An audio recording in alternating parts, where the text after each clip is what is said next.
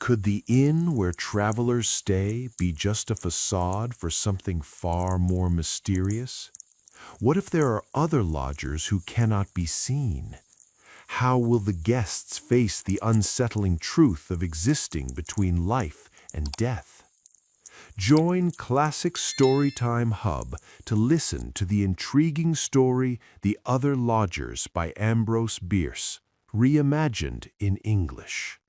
Before we dive in, subscribe for your daily stories. Now, let's go.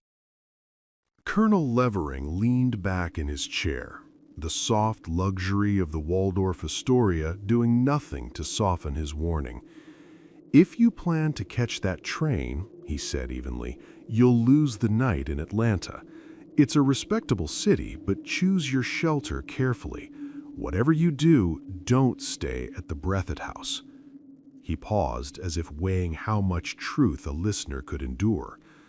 The place is barely standing, a relic made of splintering wood and stubborn neglect. The walls gape where they should protect. You could pass an animal clean through them. The doors don't lock. The rooms contain nothing but a lone chair and a naked bed frame holding a thin mattress, stripped of even the courtesy of sheets. And don't imagine privacy.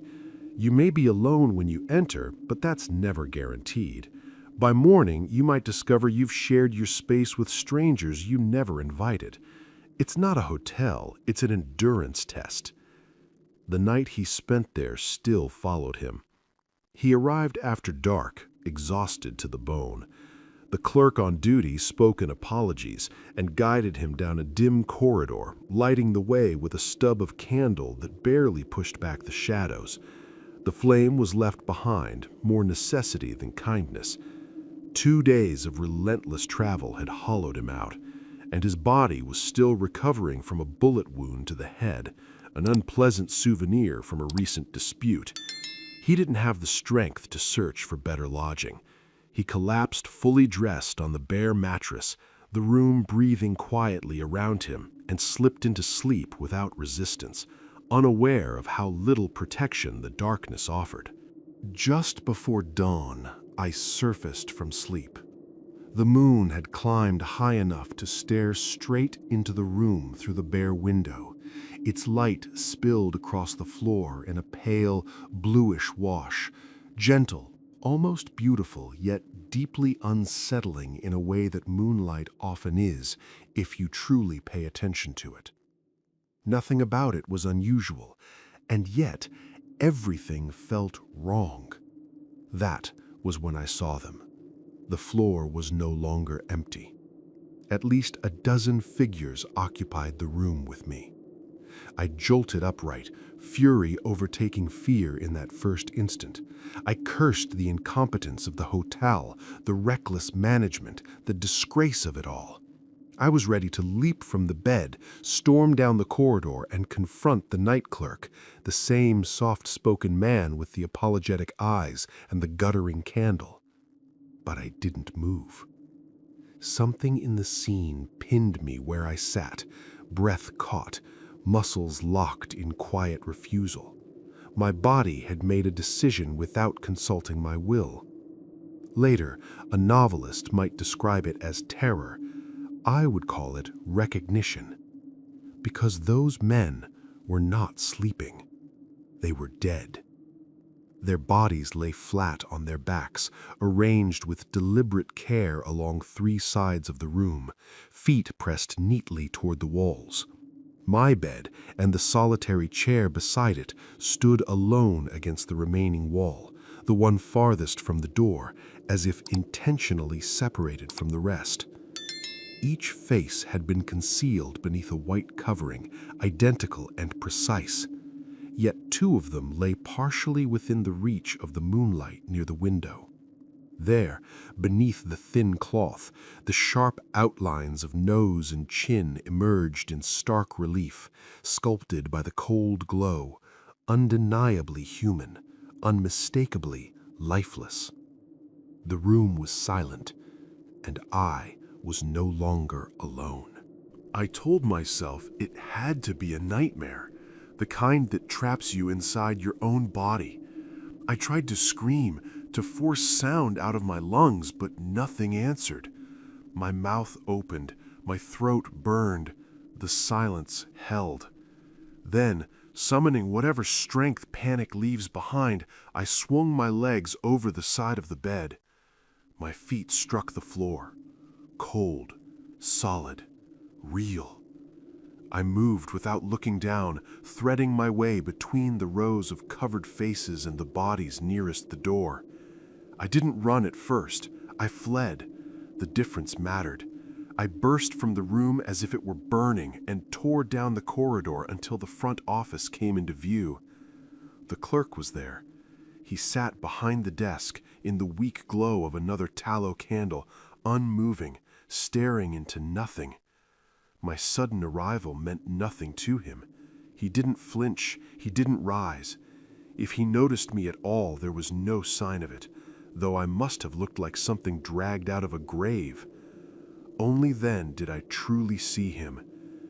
He was small, slight, drained of color, as if life had passed him by and forgotten to return. His eyes were pale, too pale, and utterly vacant.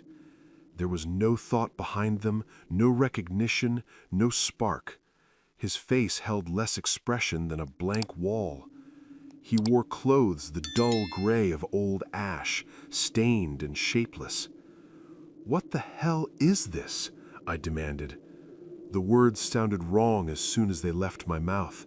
Thin, unsteady. I was trembling uncontrollably, my own voice foreign to my ears. The clerk stood. He gave a shallow, courteous bow, almost an apology, and then he was gone. Gone as if he had never existed. At the same instant, I felt fingers close around my shoulder from behind. Imagine that moment, if you dare. My heart nearly stopped. I spun around, choking on fear, and found myself facing a heavy-set man with a gentle expression and sympathetic eyes. He looked concerned rather than alarmed, as though he were greeting someone in distress rather than someone fleeing madness itself. "What seems to be the trouble, my friend?" he asked calmly. I didn't take long to explain myself. The words spilled out fast, sharpened by panic and disbelief. But before I reached the end, I saw the color drain from his face. He studied me closely, then asked in a lowered voice, "Are you certain you're telling me the truth?" By then, fear had retreated, replaced by something hotter. Anger steadied my hands. "If you think I'm lying," I said, stepping toward him, "I'll prove otherwise the hard way." He lifted a palm, not alarmed, almost patient. "No, don't do that. Sit down. Listen carefully." He hesitated, then continued. "This building isn't a hotel anymore. It was once. Later it became a hospital. Now it stands empty, waiting for someone foolish enough to claim it. The room you described, that wasn't a guest room. It was where they kept the dead. There were never shortages.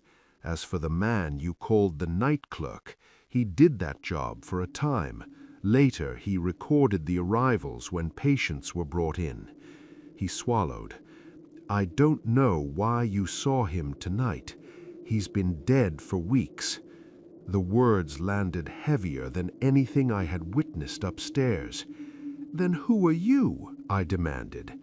"I oversee the property," he replied calmly. "I was passing by, noticed the light, and came in to see what was going on." He reached for the candle, its flames sputtering weakly as he lifted it. "We should take a look at that room."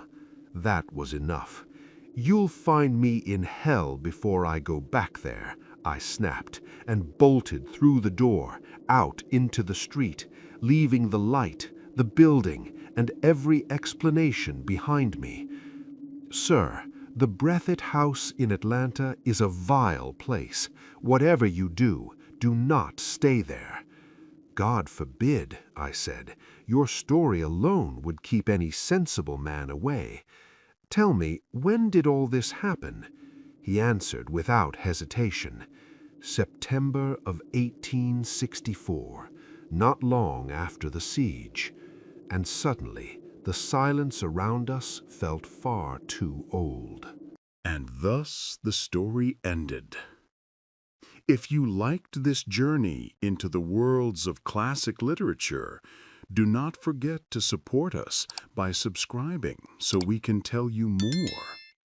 And hey, if there's a classic tale you'd love to hear told in this suspenseful style, drop its name in the comments below. Your suggestion might be our next chilling adventure.